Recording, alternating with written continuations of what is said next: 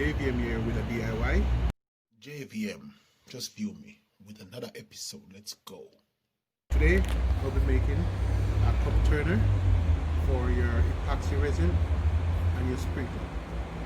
And these are the tools that we're gonna need. First, you're gonna need, I cut the pipe to length, and then I'm gonna cut my board, and then I'm gonna install my motor, and then I'm gonna install my switches. And as you can see, end cap, all you need is a 1/2-inch pipe cap, and then a 1/2-inch pipe. And what's gonna happen? I'm gonna fuse the two of them together using some pipe cement, and I'm gonna install on this machine. It's gonna be 4 motor compatible with 4 motors, 4 turning spools, and it's gonna be all controlled with all each individual switch. So right now I have my board on my machine. I have my line mark out to make my cut. Remember, I'm gonna cut this wood. I have already got it marked. Safety first.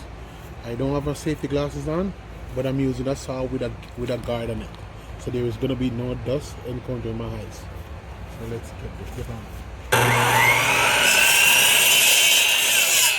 First, I have to adjust the slider because I want the saw to slide.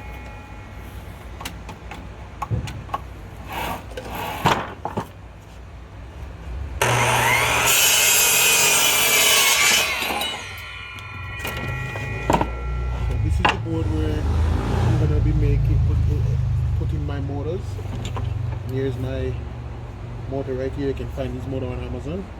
And here's where I'm gonna be positioning the motor, but I'm gonna be drilling from the back.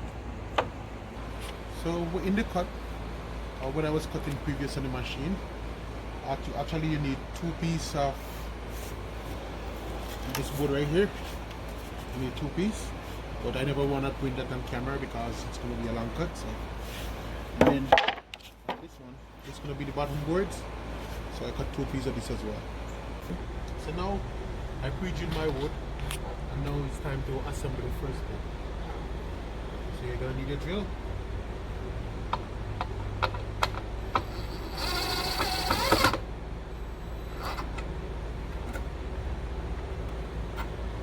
And then you're going to put in, let's follow your pre-drills.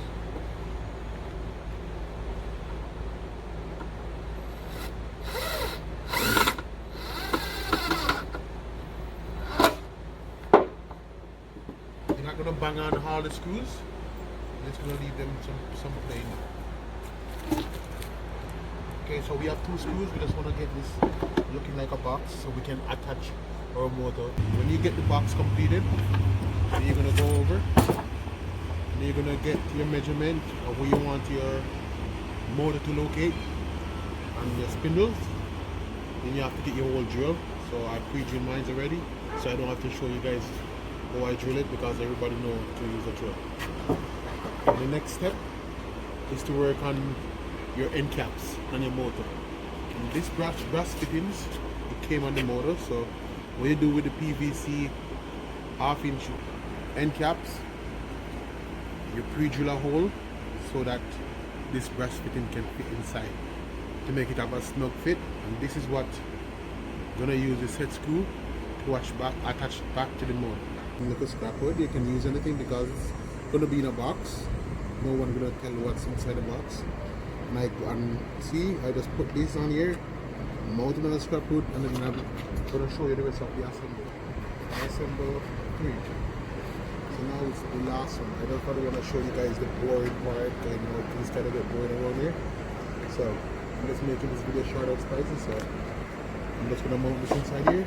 So as I design it like this.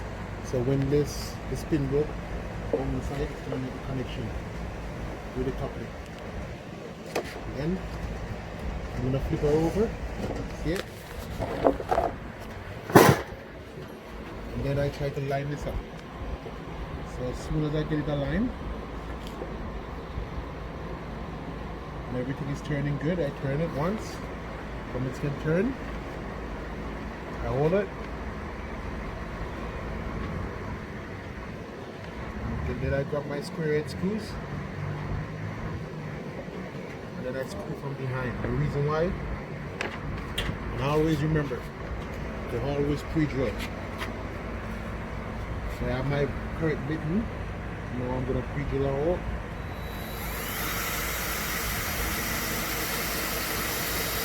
All you need is one.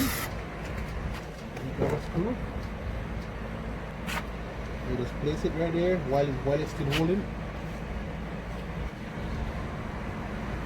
Then you turn again to see if everything aligned. Don't try to use the wrong drill bit as I tried to do it a while ago. Right there. So I have to get my girlfriend to load this up. She's the one that recorded me. It's time to get it assembled. And you pull right through. When you pre-drill the hole, you don't have to wait. So you line up, look.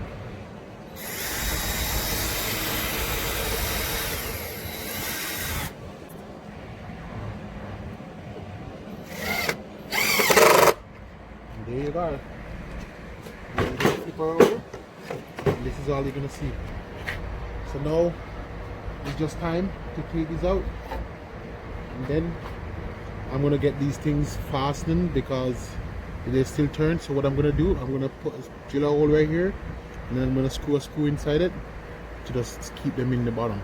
Now I get my spindles installed and like complete. I just have to, I have the pieces to seal up the whole box right here. And then next step is, you know, I make my switchboard because I don't want to come in here and punch no holes, so I do that ahead of time.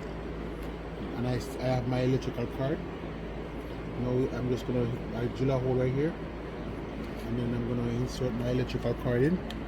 I use multiple different colors switch, because I have 4 ports, so each switch is going to control a port. So number 1, number 2, number 3, and number 4.